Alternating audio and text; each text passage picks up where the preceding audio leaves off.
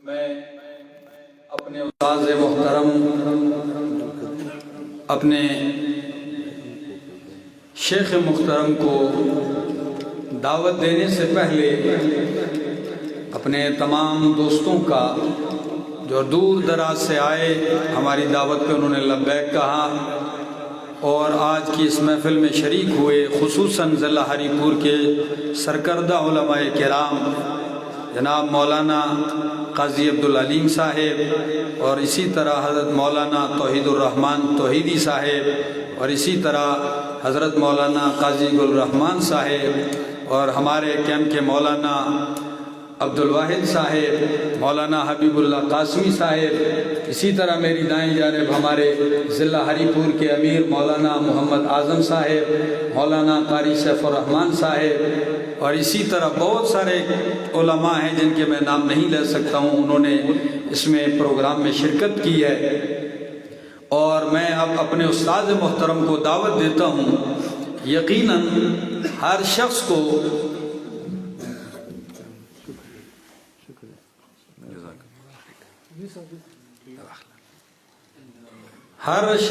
اپنے استاد سے، جس سے وہ گاڑی چلانا بھی سیکھ لے،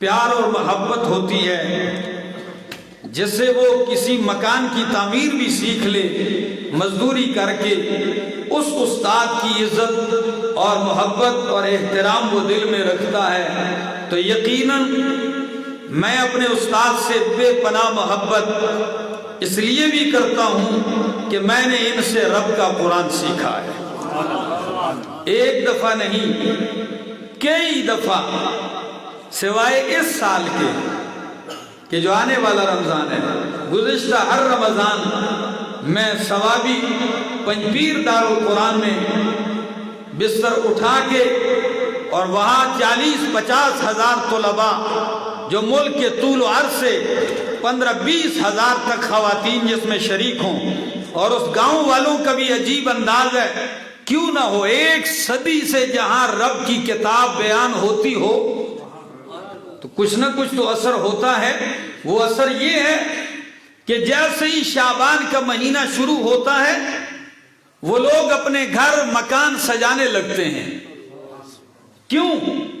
کہتے ہیں قرآن کریم کے طلباء آئیں گے، مساجد بھری ہوئی ہیں، مکان بھرے ہوئے ہیں، اور میرے شیخ کا جو مرکز ہے 4 منزلہ، اوپر نیچے دائیں بائیں، اب 50 ہزار آدمی کو چھت کے نیچے جمع کرنا آسان کام تو نہیں ہے، ہر بندہ ہاتھ میں قرآن لیے، وہ لوگ سنبھالتے ہیں محبت۔ اور پھر میں نے خود دیکھا ہے کہ جس دن 27 کا دن ہوتا ہے، 27 رمضان کو دعا ہوتی اور طلباء جاتے ہیں، تو گاؤں کے لوگ جہاں 200 300 500 طلباء نے ڈیرے لگائے ہوتے ہیں، وہ لوگ رو رہے ہوتے ہیں، وہ کہتے ہیں خدا جانے اگلے سال یہ آئیں گے قرآن کے سیکھنے کے لیے، ہم ہوں گے یا نہیں۔ اتنی محبت، تو ہم نے ان سے رب کا قرآن سیکھا ہے۔ اور ہر وہ شخص جو کسی سے سیکھتا ہے، پھر قرآن، ایمان، عقیدہ، توحید، نبی کی سنت سیکھتا ہے، تو محبت تو لازمی ہوتی ہے۔ تو آپ لوگوں نے بھی محبت کا اظہار کیا ہے۔ میں اپنے شیخ کو، شیخ القرآن والحدیث، قائد انقلاب قرآنی حضرت مولانا محمد طیب طاہری صاحب کو دعوت خطاب دیتا ہوں اپنی محبت کے 2 اشعار کے ساتھ کہ ہر گلی اچھی لگی، ہر ایک گھر اچھا لگا، سبحان اللہ، سبحان اللہ، ہر گلی اچھی لگی، ہر ایک گھر اچھا لگا، وہ جو آیا شہر میں تو شہر بھر اچھا لگا، اس نے وعدہ کیا ہے آنے کا، اس نے وعدہ کیا ہے آنے کا، رنگ دیکھو نا غریب خانے کا، تکبیر، اللہ اکبر، توحید سنت۔ آپ آئے تو بہاروں نے لٹائی خوشبو، آپ آئے تو بہاروں نے لٹائی خوشبو، پھول تو پھول تھے کانٹوں سے بھی آئی خوشبو۔ میں دعوت خطاب دیتا ہوں مرکزی امیر اشاعت التوحید و سنہ پاکستان، صدر وحدت المدارس الاسلامیہ پاکستان، شیخی و استاذی المکرم شیخ القرآن والحدیث حضرت مولانا محمد طیب طاہری صاحب حفظہ اللہ تعالی۔ استاد محترم میں ایک چھوٹا سا سوال کرتا ہوں، یہ بچہ کر آیا اسی لیے آج ایک کا بیان سننے کے لیے ایک وسکار ہے قرآن کا، ماشاءاللہ، خصوصاً اس کے لیے دعا کریں، اعلیٰ سن لیں تو پھر اس کے بعد آپ اپنے جامعے کھڑے ہو کر سناؤ، شروع تعالیٰ سناؤ۔ اعوذ باللہ من الشیطان الرجیم، بسم اللہ الرحمن الرحیم، سبح اسم ربک الاعلی الذی خلق فسوی والذی قدر فہدی والذی اخرج المرعى فجعله غثاء احوى سنقرئک فلا تنسى الا ما شاء الله انه يعلم الجهر وما يخفى ونيسرك لليسرى فذكر ان نفعت الذكرى سيذكر من يخشى ويتجنبها الأشقى الذي يصلى النار الكبرى ثم لا يموت فيها ولا يحيا قد أفلح من تزكى وذكر اسم ربه فصلى بل تؤثرون الحياة الدنيا والآخرة خير وأبقى إن هذا لفي الصحف الأولى صحف إبراهيم وموسى۔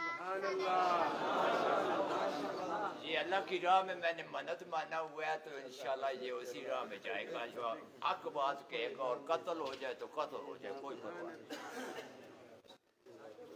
آخری پارہ مکمل کر چکا ہے آج اس کا۔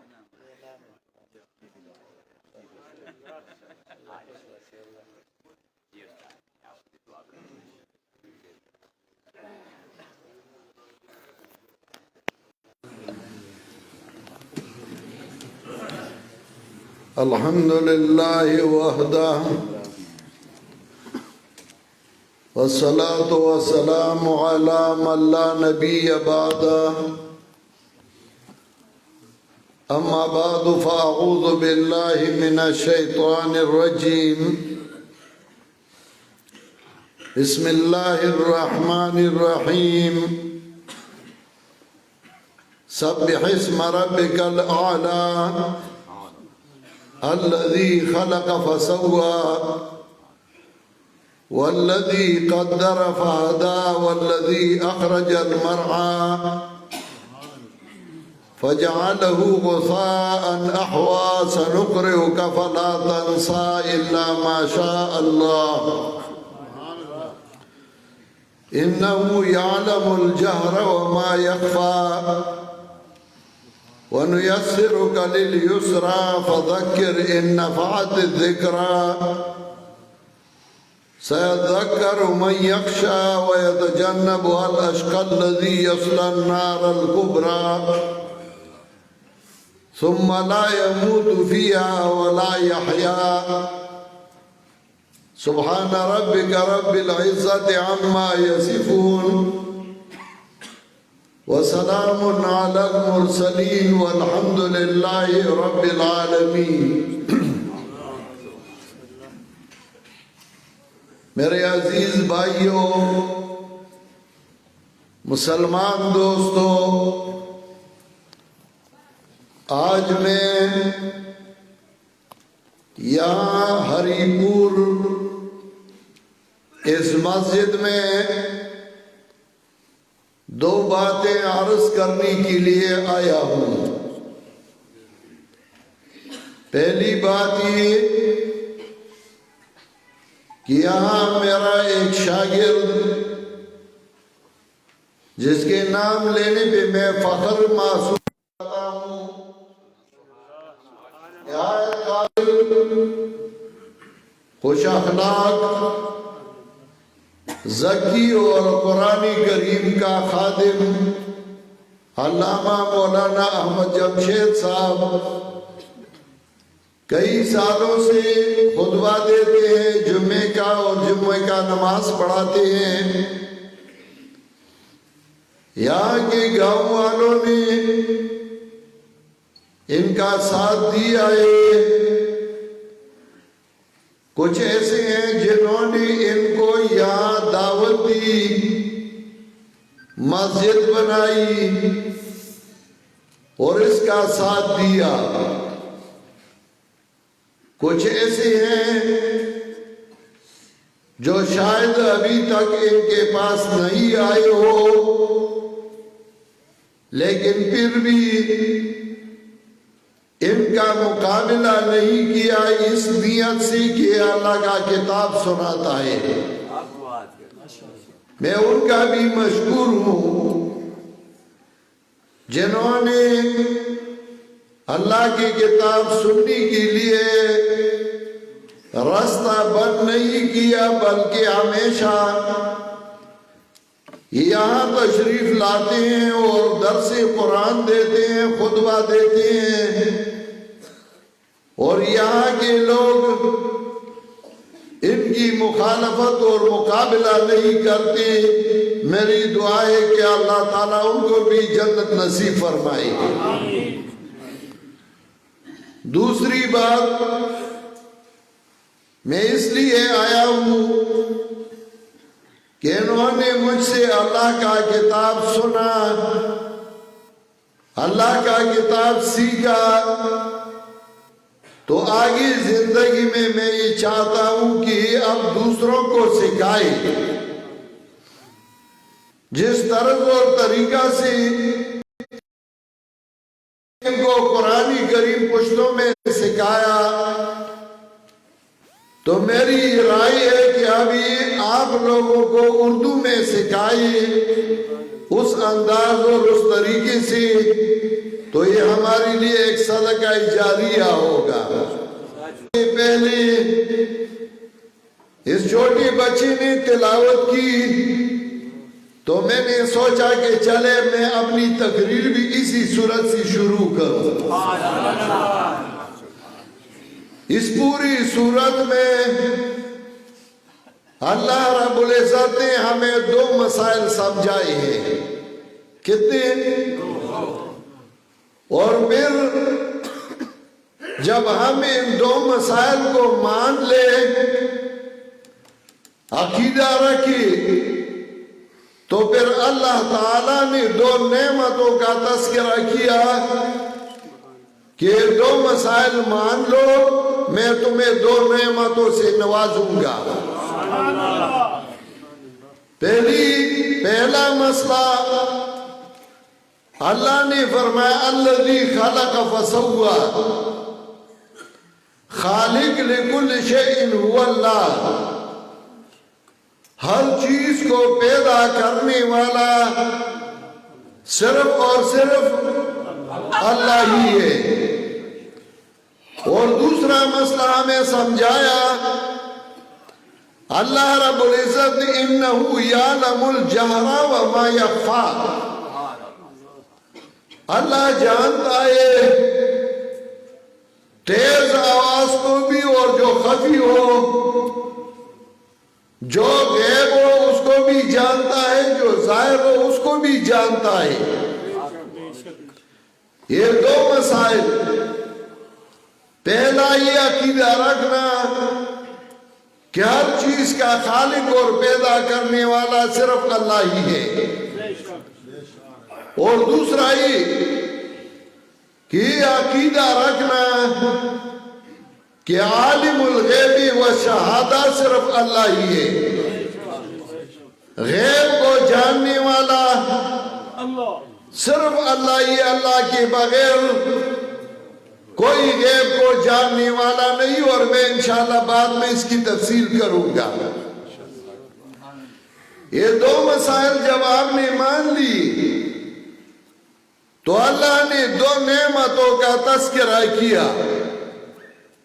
پہلی نعمت سَنُقْرِئُكَ فَلَا تَنْسَى، حاصل یہ کہ میں تمہیں قرآن سناؤں گا، اس کو چھوڑنا نہیں۔ یہ بہت بڑی نعمت ہے کہ قرآن کو سنو، قرآن کو سمجھو، اور پھر اس کو چھوڑو مت، اس کو پسی پش نہ ڈالو۔ اور دوسری نعمت کا تذکرہ کیا، اللہ نے فرمایا دوسرا نعمت یہ کہ میں تمہیں جنت دوں گا، میں تمہیں جنت نصیب کر دوں گا، تمہیں جنت ملے گی، قد افلح من تزکا۔ اللہ نے دو نعمتوں کا تذکرہ کیا۔ اب پہلا مسئلہ کہ اللہ تعالیٰ ہر چیز کا خالق ہے، ہر چیز کو پیدا کرنے والا ہے، یہ عام لوگ مانتے تھے۔ جناب رسول اللہ صلی اللہ علیہ وسلم کے دور میں جتنی مشرکین تھے وہ بھی مانتے تھے کہ ہر چیز کا خالق اللہ ہی ہے۔ قرآن کریم میں اللہ نے فرمایا وَلَئِن سَأَلْتَهُمْ مَنْ خَلَقَ السَّمَاوَاتِ وَالْأَرْضِ لَيَقُولُنَّ اللَّهُ، اگر تو ان سے پوچھے کہ اللہ آسمان اور زمینوں کا خالق کون ہے تو فوراً یہ کہیں گے کہ اللہ۔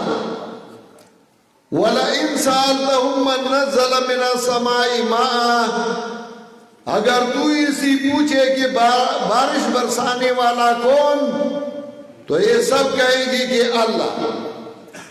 مشرکین یہ مسئلہ مانتے تھے کہ ہر چیز کا خالق اللہ ہی ہے۔ اب یہ جو دوسرا مسئلہ ہے کہ عالم الغیب و شہادہ، اس میں تھوڑا سا گڑبڑ کرتے تھے کہ اللہ کے بغیر اور بھی کچھ کوئی ہے جو غیب کو جاننے والا ہے، سمجھتا ہے غیب کو۔ اور اس مسئلے کی وضاحت کے لیے اللہ نے قرآن کریم میں کئی واقعات ذکر فرمائے، بلکہ پوری سورت اس میں اللہ تعالیٰ نے 4 واقعات ذکر کی۔ کتنے؟ سورۃ الکہف، اس میں اللہ تعالیٰ نے 4 واقعات ذکر کیے۔ پہلا واقعہ ہے اصحاب الکہف کا، جو بہت بڑے اولیاء کرام تھے، اور اتنے بڑے اولیاء کرام کہ انہوں نے اپنا گھر بار اللہ کے رضا کے لیے چھوڑا، بڑی بڑی محلات چھوڑ دیے اور چلی گئی اور غار میں سو گئی۔ پہاڑی کے غار میں سوئے، مردی بھی نہیں، زندے ہے، سوئے۔ جب اٹھی تو ایک دوسرے سے پوچھنے لگی، قَالَا قَائِلٌ مِّنْهُمْ كَمْ لَبِثْتُمْ قَالُوا لَبِثْنَا يَوْمًا أَوْ بَعْضَ يَوْمٍ۔ جب اٹھی ایک دوسرے سے پوچھنے لگی کتنا مدت اس غار میں گزارا، کچھ کہنے لگی 1 دن، اور کچھ کہنے لگی دن کا کچھ حصہ۔ ایک دوسرے سے پوچھتے ہیں، ان کو یہ پتا نہیں کہ غار میں کتنا مدت گزارا۔ اللہ نے فرمایا وَلَبِثُوا فِي كَهْفِهِمْ 300 سِنِينَ وَازْدَادُوا 9۔ وہ 309 سال غار میں سوئی ہوئی تھی، وہ زندے مردی بھی نہیں۔ اولیاء کرام اور بڑی اولیاء کرام جن کی ولایت قرآن کریم سے ثابت ہے،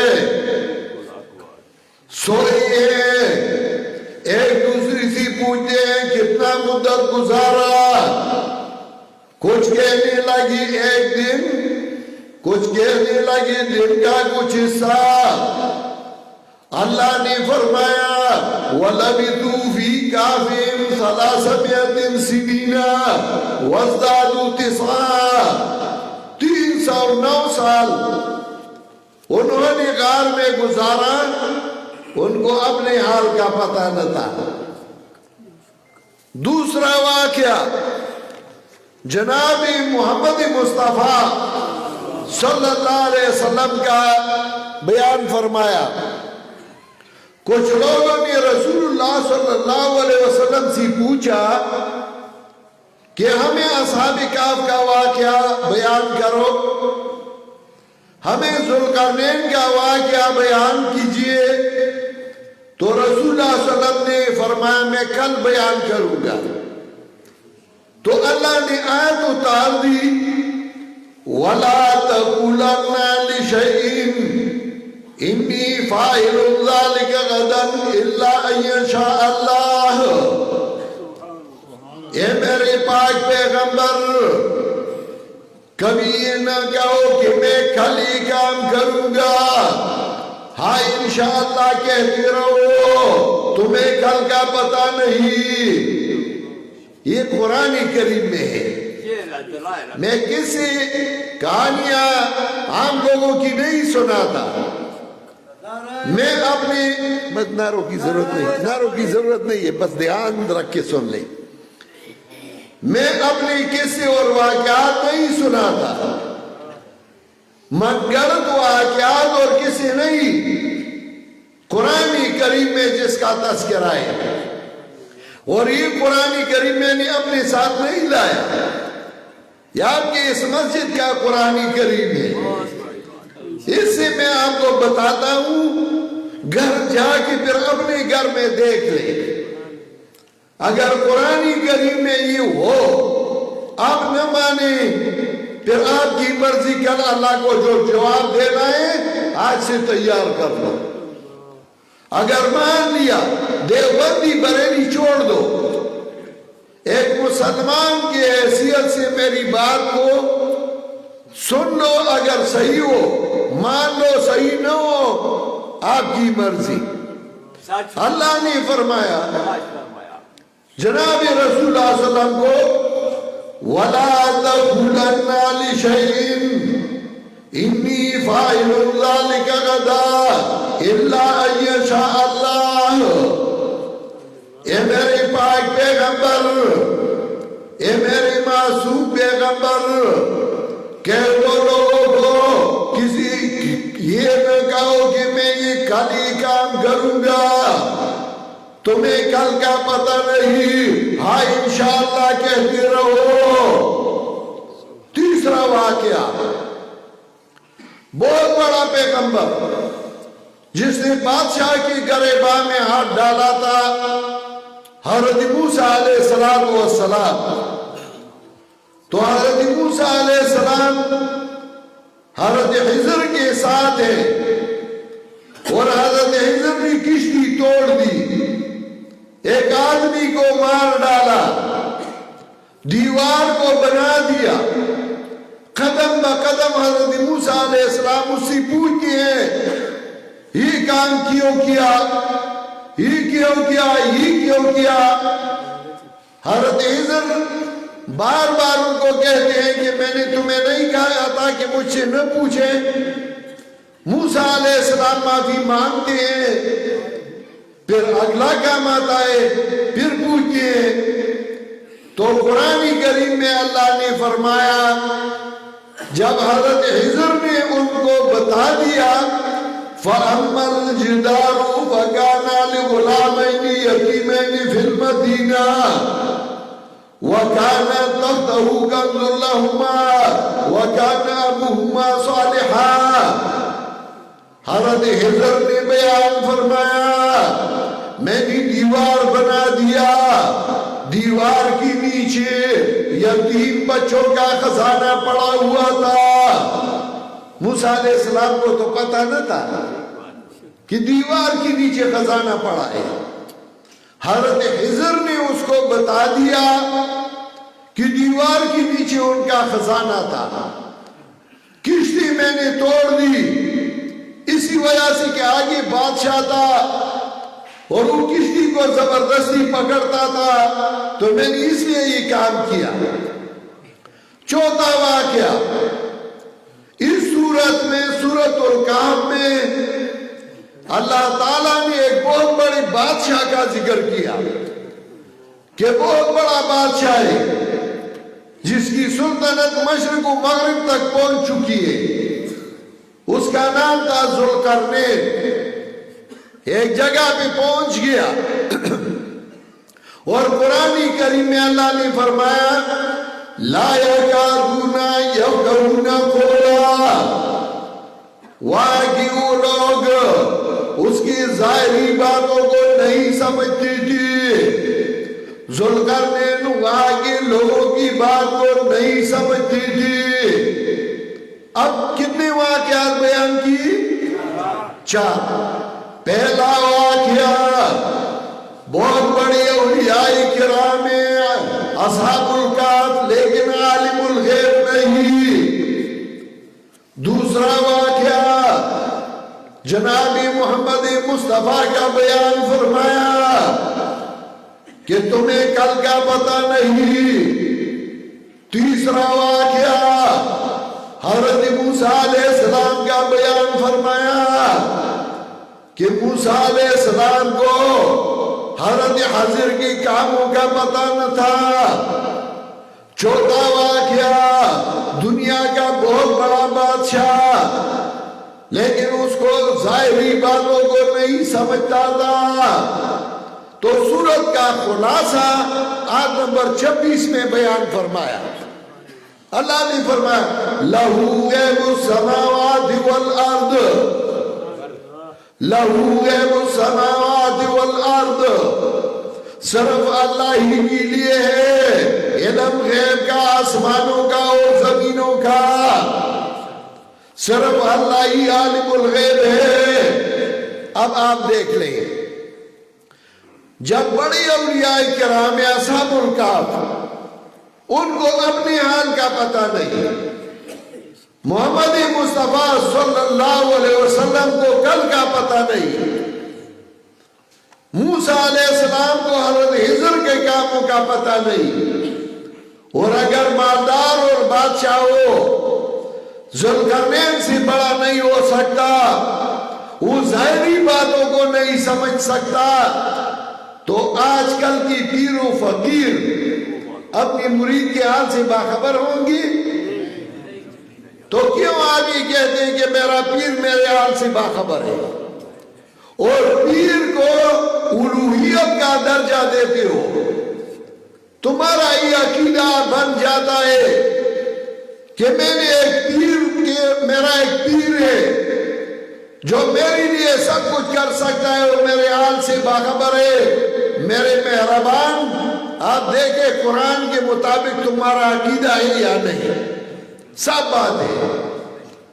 مشرکین کا عقیدہ یہ تھا کہ جو نیک بندے ہیں اولیاء کرام، ہم ان کو یہ نہیں کہتے کہ یہ خدا ہے. ان کا عقیدہ یہ تھا کہ یہ ہمارے لیے سفارشی ہے. ہم ان کو کہتے ہیں اور یہ ہمارے لیے اللہ کے ہاں سفارشی ہے، یہ نیک بندی ہیں. جیسا کہ جج کے لیے ہم وکیل پکڑتے ہیں، تو بھی ہمارے لیے وکلائے ہیں، ہماری کیس کو اللہ کے ہاں لے جاتے ہیں، ہمارے لیے اللہ کے ہاں دعا کرتے ہیں. اور ان کا یہ عقیدہ سورہ یونس 11 12 آیت نمبر 18 جا کے اپنے گھر میں قرآن کریم میں دیکھ لیں. سورہ یونس 11 12 آیت نمبر 18 اللہ نے فرمایا وَيَعْبُدُونَ مِن دُونِ اللَّهِ مَا لَا يَضُرُّهُمْ وَلَا يَنفَعُهُمْ وَيَقُولُونَ هَؤُلَاءِ شُفَعَاؤُنَا عِندَ اللَّهِ. یہ لوگ عبادت کرتے ہیں اللہ کی بغیر ان کی، جو نہ ان کو نفع پہنچا سکتی ہے نہ ان کو ضرر پہنچا سکتی ہے، پھر عبادت کس لیے کرتے ہیں؟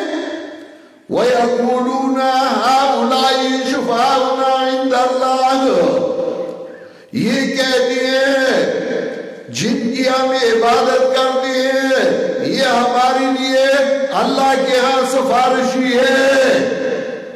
ہم ان کو کہتے ہیں ہم گناہگار ہیں، ہماری دعا قبول نہیں ہوتی، یہ نیک بندے ہیں اللہ کے ہاں پہنچے ہیں، ہم ان کو کہتے ہیں یہ ہمارے لیے اللہ کے ہاں سفارشی، ہمارے لیے سفارش کرتے ہیں۔ ان کا بھی عقیدہ تھا، آج کل بھی عقیدہ ہے۔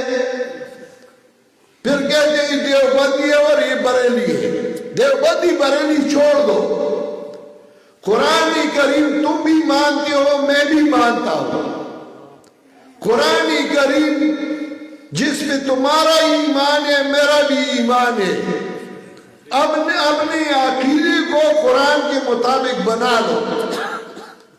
قرآن کریم میں اللہ نے ان کا عقیدہ ذکر کیا تو اللہ نے فرمایا وَيَقُولُونَ هَؤُلَاءِ شُفَعَاؤُنَا عِندَ اللَّهِ، کہتے ہیں یہ ہمارے لیے سفارشی ہے اللہ کے ہاں۔ اللہ نے فرمایا قُلْ أَتُنَبِّئُونَ اللَّهَ بِمَا لَا يَعْلَمُ فِي السَّمَاوَاتِ وَلَا فِي الْأَرْضِ، میرے پاک پیغمبر کہہ دیجئے ان کو أَتُنَبِّئُونَ اللَّهَ بِمَا لَا يَعْلَمُ فِي السَّمَاوَاتِ وَلَا فِي الْأَرْضِ، میرے پاک پیغمبر ان کو کہہ دیجئے کیوں اللہ کو تمہارے حال کا پتہ نہیں؟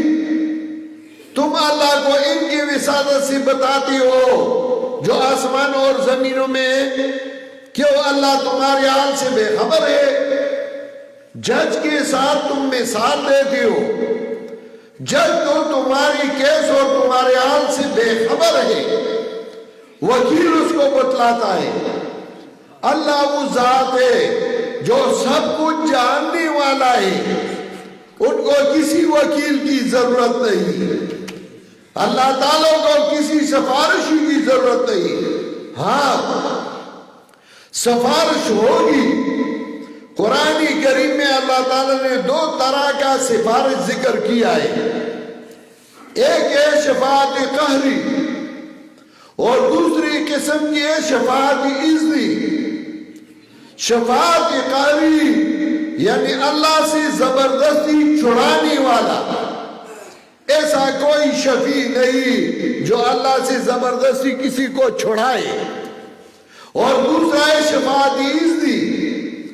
قرآن کریم میں 30 جگہ اس کا تذکرہ ہے، 30 جگہ اللہ نے فرمایا سفارش ہوگی، لیکن کب؟ اس کے لیے شروط ہے۔ پہلا شرط کہ شفیع معاہد ہو، دوسرا ہے کہ مشفوع بھی معاہد ہو جس کے لیے سفارش کرے، تیسرا یہ کہ شفاعت قیامت کے بعد ہوگی، اور چوتھا یہ کہ سب سے پہلے شفاعت جناب رسول اللہ صلی اللہ علیہ وسلم کریں گے۔ حدیث میں آتا ہے نبی علیہ السلام نے فرمایا جب قیامت کے دن سارے لوگ تنگ ہو جائیں گے، حضرت آدم علیہ السلام کے پاس جائیں گے اور حضرت آدم علیہ السلام کو درخواست پیش کریں گے کہ آپ ہمارے لیے سفارش کریں۔ حضرت آدم علیہ السلام ان کو کچھ کہیں گے کہ میں سفارش اسی وجہ سے نہیں کر سکتا، آپ حضرت نوح علیہ السلام کے پاس جائیں۔ حضرت نوح علیہ السلام حضرت ابراہیم کے پاس لوگوں کو بھیجے گا، اسی طرح آخر میں محمد رسول اللہ صلی اللہ علیہ وسلم کے پاس آئیں گے۔ تو حدیث میں آتا ہے رسول اللہ صلی اللہ علیہ وسلم فرماتے ہیں میں سجدہ لگاؤں گا اور اللہ کی تعریفیں کروں گا تو اللہ کی طرف سے حکم ہوگی ارفع راسک یا محمد صلی اللہ واشفع تشفع، سر اٹھاؤ اے محمد صلی اللہ مانگو تمہیں دیا جائے گا، واشفع تشفع اور تو سفارش کرو تمہاری سفارش قبول ہوگی۔ حضرت فرماتے ہیں انا اول من یشفع، میں سفارشیوں سے سب سے پہلا سفارشی ہوں گا۔ تو قیامت نہیں آیا ہے ابھی تک، نبی علیہ السلام نے سفارش نہیں کیے، شفیع اور مشفوع کا پتہ نہیں لگائے، اور تم کہتے ہو زیارت میں جاتے ہو اور کہتے ہو کہ بابا میں تمہارے پاس آیا ہوں اور میرے لیے سفارش کرو، یہ عقیدہ ہے تمہارا؟ تو نبی علیہ السلام فرماتے ہیں سب سے پہلا سفارشی میں ہوں گا۔ اب جو لوگ کہتے ہیں کہ اولیاء کرام ہمارے لیے سفارشی ہے، یہ تو گستاخی کرتے ہیں نبی علیہ السلام کی، اور پھر ہمیں کہتے ہیں کہ یہ گستاخ ہے۔ ہم تو خاک پائے ہیں جناب رسول اللہ صلی اللہ علیہ وسلم کی، ہم تو ان کے تابعدار ہیں، لیکن گستاخی ہے کہ نبی علیہ السلام سے پہلے کوئی سفارشی ہوگا۔ حضرت فرماتے ہیں انا اول من یشفع، میں سب سے پہلا سفارشی ہوں گا۔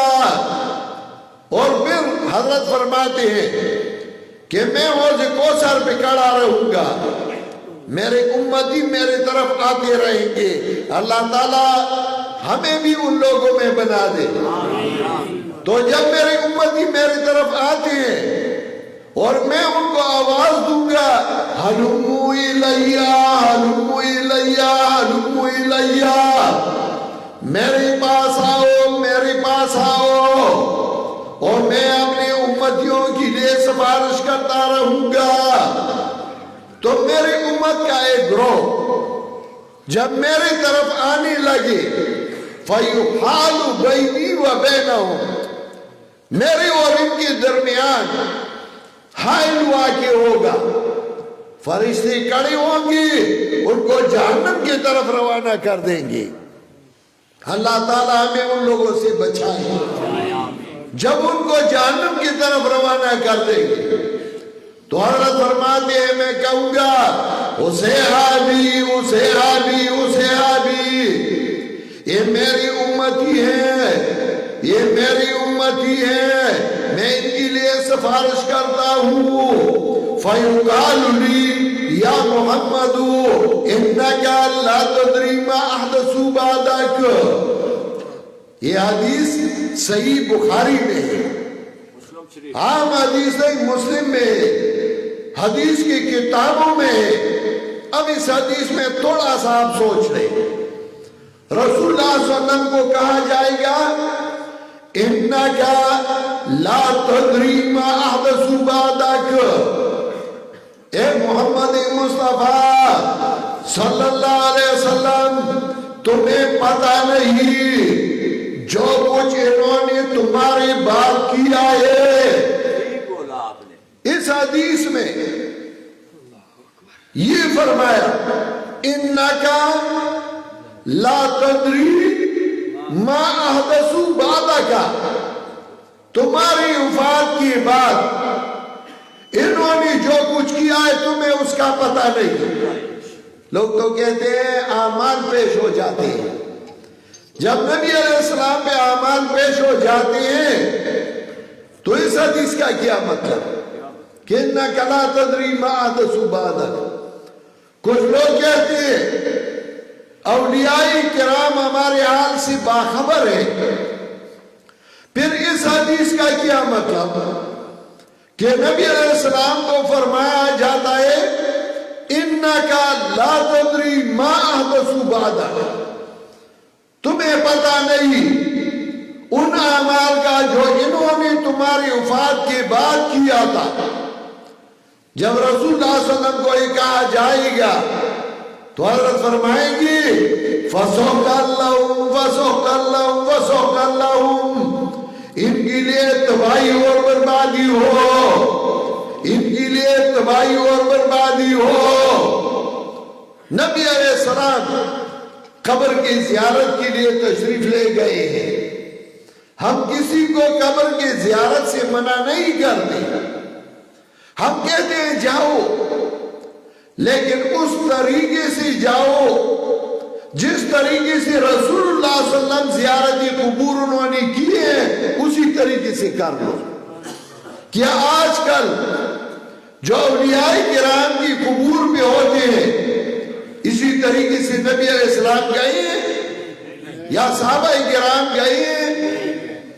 ہم ہمارے علاقے میں جب ہم کسی مردی کے لیے دعا کرتے ہیں تو ہم اللہ سے دعا مانگتے ہیں اللہ اس کو آگ سے بچا لو۔ پتہ نہیں آپ لوگ ایسا کرتے یا نہیں کرتے؟ تو ہم کہتے ہیں اللہ تعالیٰ ہمارے اس مردے کو آگ سے بچا لو، لیکن کچھ علاقوں میں ہر جمعہ کی رات آگ لے جاتے ہیں، دیے لے جاتے ہیں، اولیاء کرام کے سر پہ رکھتے ہیں، ادھر آگ جلاتے ہیں۔ کیا یہ اولیاء کے دشمن ہے یا ہم اولیاء کرام کے دشمن ہیں؟ ایمان سے کہہ دو۔ ہم تو کہتے ہیں اللہ تعالیٰ ان کو آگ سے بچا دو، اور یہ دیے لے جا کے اولیاء کرام کے سر پہ جلاتے ہیں۔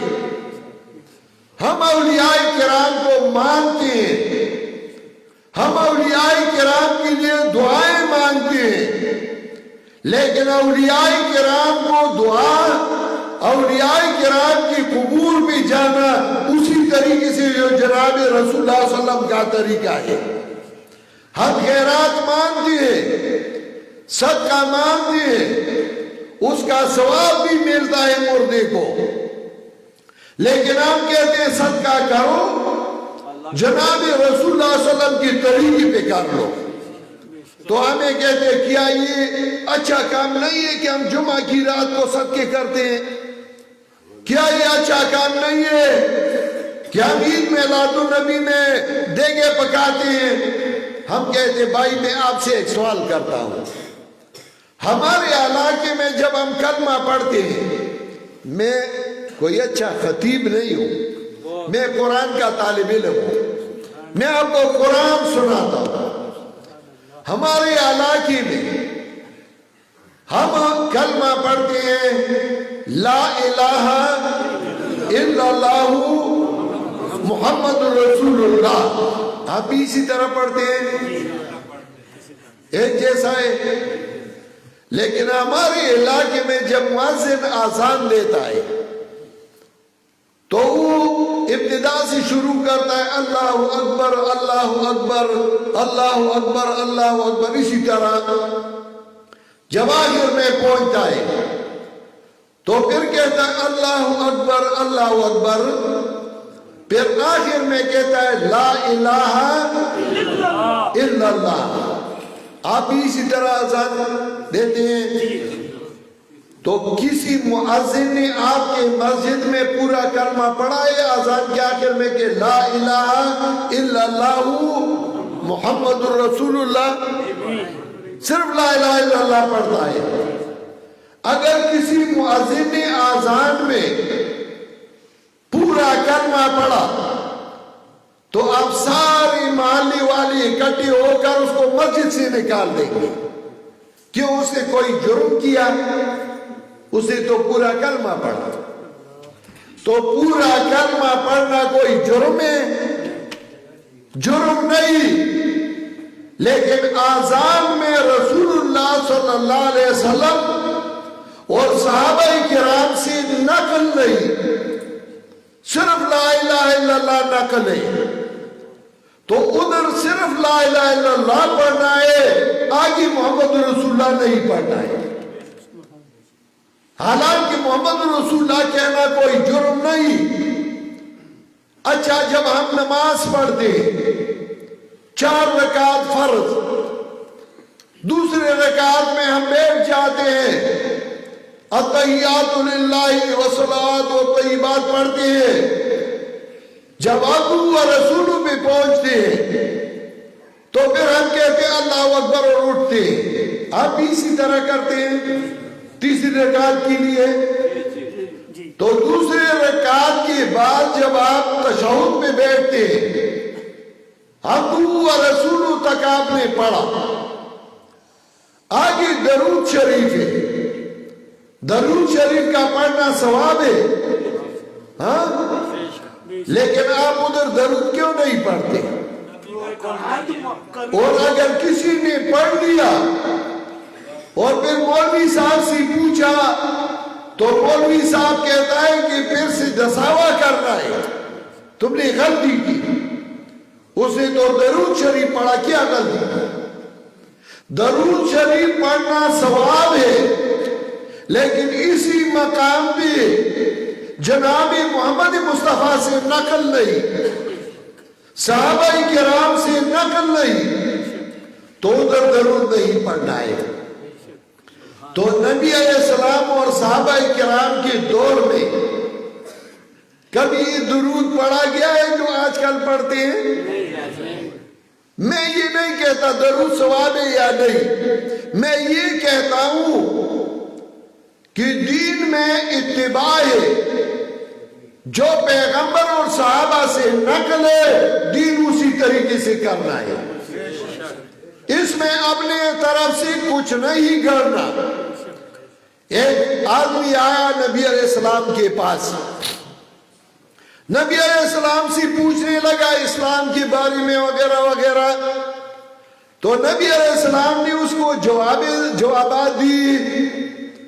جب اس بندے نے جوابات سن لی، واپس جا رہا تھا، تو واپسی میں اس نے ایک جملہ کہا، جملہ ہی تھا واللہ لا ازید علی ھذا ولا انقص منہ۔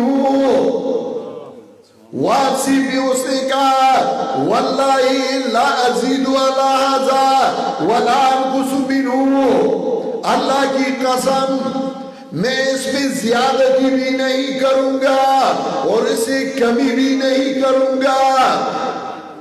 جب اس نے یہ جملہ پڑھا تو رسول اللہ صلی اللہ علیہ وسلم فرمانے لگے من سرہ ان ينظر الى رجل من اصحاب الجنہ فلینظر الى هذا الرجل، جو خوش ہوتا ہے اس پہ کہ وہ دنیا میں ایک جنتی انسان دیکھی، اس بندے کو دیکھ لو۔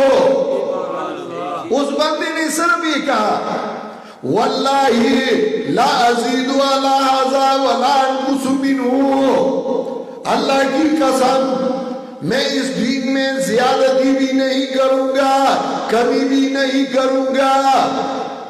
قرآن میں اللہ نے فرمایا الیوم اکملت لکم دینکم واتممت علیکم نعمتی ورضیت لکم الاسلام دینا۔ آج کے دن اسی وقت میں نے تمہارے لیے تمہارا دین مکمل کر دیا۔ دین ہمارا مکمل ہے، اس میں کوئی کمی نہیں اور کوئی زیادتی کی گنجائش نہیں۔ ہاں، ایک ہے دین کا کام، دوسرا ہے دین کے لیے کا، اس میں فرق ہے۔ دین میں کمی اور زیادتی نہیں کرنی چاہیے۔ دین کے لیے اس کو کہا جاتا ہے اسباب، اس کو کہا جاتا ہے مصالح مرسلہ۔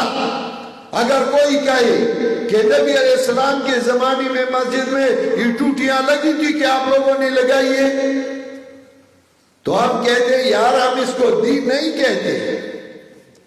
ایک مسجد میں وضو خانے بنانا اس کی ضرورت ہے، یہ اسباب ہے، یہ دین نہیں۔ اگر کسی نے کسی دوسری جگہ پہ وضو خانے بنائے اور لوگ آتے ہیں ادھر وضو کرتے ہیں، نماز نہیں پڑھتے، تو یہ دین نہیں ہے، یہ دین کے لیے۔ کوئی کہے کہ نبی علیہ السلام نے صحابہ نے کتابیں لکھی تھی، کیا آپ لوگ لکھتے ہیں؟ تو ہم کہتے ہیں کتابیں لکھنا یہ دین نہیں ہے، یہ دین کے لیے۔ یہ اسباب ہے.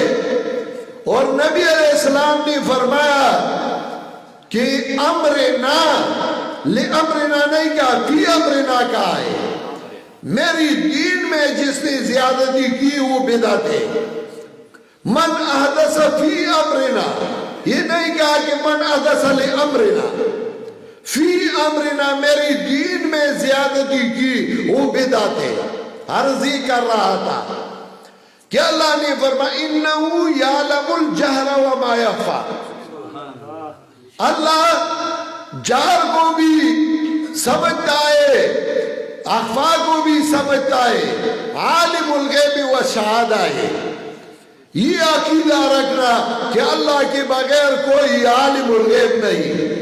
تو اس صورت میں اللہ نے دو مسائل سمجھائی. پہلا یہ کہ خالق ہر چیز کا اللہ ہی ہے، اور دوسرا یہ کہ ہر چیز کو جاننے والا، غیب کو ظاہر کو جاننے والا صرف اللہ ہی ہے. یہ دو مسائل مان لو، اللہ تعالیٰ تمہیں دو نعمتوں سے نوازے گا. پہلا نعمت یہ کہ تمہیں قرآن کریم سکھائے گا کسی کی وساطت سے، اور دوسرا یہ کہ تمہیں جنت نصیب ہوگا. سنیسرک للعسریٰ، تمہیں جنت نصیب ہوگا. اب قرآن کریم کو سیکھنا چاہیے. ہماری بدقسمتی ہے کہ ہم نے قرآن کریم کو صرف مولویوں کے لیے چھوڑا ہے. بس مولویوں کا کام ہے، مولوی سمجھیں گی اور مولوی بیان کرتے رہیں گی. ہم عوام ہیں، ہم نہیں سمجھتے مولویوں کے جھگڑے ہیں. میرے بھائی، جب دنیا کا کام ہو، آپ چائے کے لیے گڑ لاتے ایک دکان سے، ایک دکاندار کہتا ہے میرے پاس گڑ بڑا بہترین گڑ ہے، اسے چائے بہت اچھی بنتی ہے. دوسرا کہتا ہے میرے پاس بہترین ہے. تو تم کہتے ہو کہ اس میں دکانداروں کا اختلاف، میں صرف سے گڑ ہی نہیں لیتا. اس کے لیے تو تم سمجھتے ہو، علیحدہ علیحدہ چائے بناتے ہو اس سے.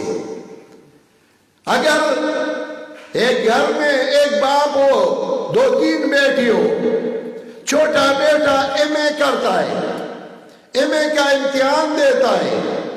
ایک بھائی کہتا ہے سوشل سٹڈی میں امتحان دے دو، دوسرا کہتا ہے دوسری مضمون میں دے دو، تیسرا کہتا ہے تیسری مضمون میں دو. تو وہ کہتا ہے میں امتحان ہی نہیں دیتا. نہیں، جس میں جاب اچھا ملتا ہے اس کو سمجھتا ہے. صرف قرآن کو مولویوں کے لیے چھوڑا ہے. بس مولویوں کا اختلاف ہے، ہم تو عوام ہیں، ہم قرآن کو نہیں سمجھتے. یہ اللہ تعالیٰ نے ہم سب کے لیے بھیجا ہے.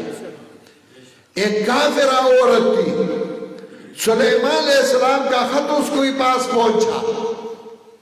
اس عورت نے سلیمان علیہ السلام کا خط ہاتھ میں اٹھایا ہے اور پکار پکار کے کہتی ہے انی القی الی کتاب کریم.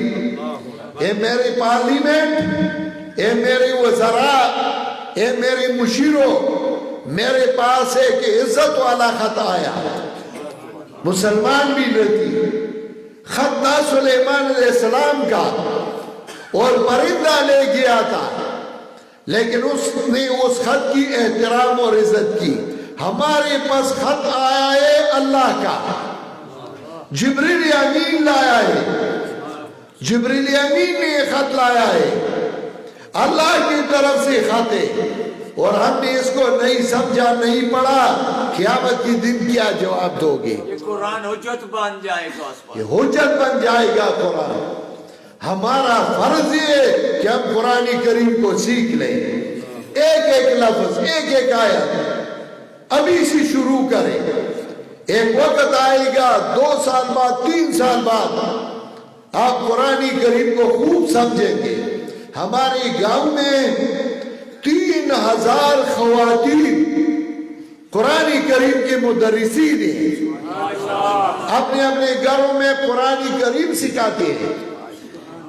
میری گھر والی نے، میری وائف نے قرآن کریم کا پشتوں میں 2 جلدوں میں ترجمہ لکھا ہے، ہر سورت کا مقصد لکھا ہے۔ پھر پنجاب کے ساتھی کہہ رہے تھے، درخواست کر رہے تھے کہ اردو میں چاہیے، تو اب اردو میں لکھا اور مکمل کر دیا۔ حالانکہ کوئی عالم فاضلہ نہیں ہے، میرا سسر کلاس 1 افسر تھا، فوڈ ڈائریکٹر تھا، خاندان بھی ایسا ہے، لیکن قرآن کریم کو سیکھا اور قرآن کریم کا ترجمہ پشتو اور اردو میں لکھا، ہر سورت کا اسی طرح خلاصہ لکھا، آپ بھی سمجھ سکتے ہیں۔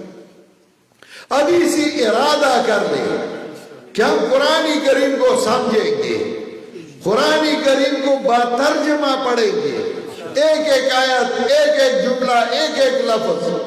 ایک دن آئے گی کہ آپ سب قرآن کریم کے عالم بن جائیں گے، اور اس کے لیے میں ایک اعلان کے لیے آیا ہوں۔ مولانا احمد جمشید نے مجھ سے قرآن کریم صرف پڑھا نہیں، سیکھا اور خوب سیکھا۔ انشاءاللہ آئندہ شعبان اور رمضان میں دورہ تفسیر ادھر پڑھائے گا، 1 شعبان کو دورہ تفسیر یہاں شروع ہوگی۔ یہ میں نے درخواست کی تھی ان سے کہ قرآن کی تفسیر پہ، بس وہی درخواست قبول ہوئی ہے، تو انشاءاللہ ادھر دورہ تفسیر ہوگا اردو میں، اسی طرز میں جس طرز پہ ہم پنجیر میں پڑھاتے ہیں، پہلی سورت کا ربط ما قبل کے ساتھ، پھر سورت کا مقصد کہ اس پوری سورت میں اللہ نے مقصدی بات کون سا سمجھایا ہے، پھر سورت کی تقسیم مضمون کے اعتبار سے، پھر سورت کے امتیازات کہ وہ کون سی بات ہے جو اللہ نے اس سورت میں ذکر کیا ہے اور کسی دوسری سورت میں نہیں ہے، پھر سورت کا ترجمہ اسی انداز میں۔ تو میں آپ سب کو درخواست کرتا ہوں جو یہاں قریب ہے کہ وہ دورہ تفسیر میں آپ شامل ہو جائیں، قرآن کریم کو سیکھ لے۔ جو دور دور سے آئے تو ادھر بھی علماء ہوں گے، ان کو کہہ دے کہ 10-15 منٹ ہمیں قرآن کریم کا ترجمہ سکھاتے رہو۔ الحمدللہ اللہ کے مناسب تعریفیں اللہ ہی کے لیے۔ آج کا یہ سبق پڑھ لو، کل رب العالمین سارے عالم کا رب ہے، یہ سبق پڑھ لو۔ تیسرے دن الرحمن الرحیم، چوتھے دن مالک یوم الدین۔ تو جب ہفتہ گزر جائے گا پوری سورہ فاتحہ کا خلاصہ اور ترجمہ آپ سیکھ لیں گے، پھر دوسرا سورت شروع کرو، یہ کوئی مشکل نہیں ہے۔ لہٰذا میں آپ سے ایک مطالبہ کرتا ہوں، آپ قرآن کریم کو سیکھ لیں گے، جو کہتے ہیں کہ ہم سیکھیں تو ہاتھ اٹھائیں انشاءاللہ۔ انشاءاللہ اسی طرح جب آپ قرآن کریم کو شروع کریں گے تو 3 سال بعد آپ قرآن کریم کے عالم بن جائیں گے، پھر آپ ہر گھر میں 10-10 بندوں کو قرآن کریم شروع کریں۔ اسی طریقے سے ہمارا یہ معاشرہ ٹھیک ہو جائے گا۔ اگر آپ کے ذہن میں یہ ہو کہ ہم فلاں کو ممبر بنا دیں گے، MNA بنا دیں گے، اور وہ پھر اوپر جا کے ہماری ملک میں شریعت لائے گا اور دین، وہ نہیں ہو سکتا۔ آبادی بنیاد سے ہوتی ہے، تخریب اوپر سے ہوتا ہے، بنیاد سے کام کر لو۔ ہمارا گاؤں ہے، اس میں تقریباً 200 مساجد ہیں، پوری گاؤں میں ایک بندہ بھی مشرک نہیں، پوری گاؤں میں ایک بندہ مبتدی نہیں، پوری گاؤں میں کوئی بدماش نہیں، جوا کھیلنے والا نہیں، غلط قسم کے لوگ نہیں۔ ایک لڑکا جب نوجوان ہوتا ہے، لڑکی جو بلوغ کو پہنچتی ہے، قرآن کریم کا عالم اور عالمہ بن جاتی ہے۔ قرآن کریم کو اسی انداز سے شروع کرو، یہ معاشرہ ٹھیک ہو جائے گا۔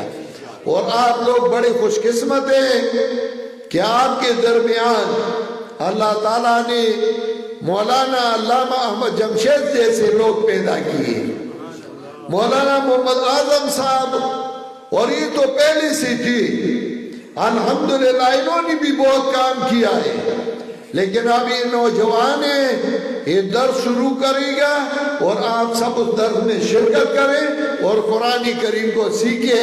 اللہ تعالیٰ ہم سب کو عمل کرنے کی توفیق عطا فرمائے۔ وآخر دعوانا ان الحمدللہ رب العالمین۔ دعا کیجیے۔ استغفر اللہ۔ اللہم صلی علی سیدنا مولانا